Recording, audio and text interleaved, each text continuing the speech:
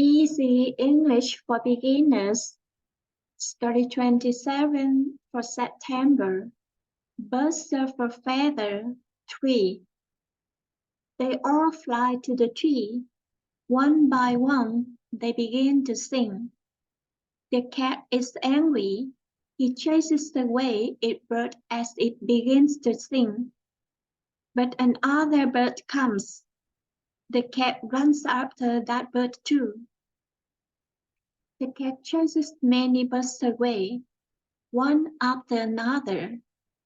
After many hours, the cat grows tired. He cannot win against so many birds. The old bird smiles and says again, "Birds of a feather stay together. That is what makes us strong. Hooray, let's sing our song." If you want to shine tomorrow, you have to sparkle today. 10 minutes a day goes a long way.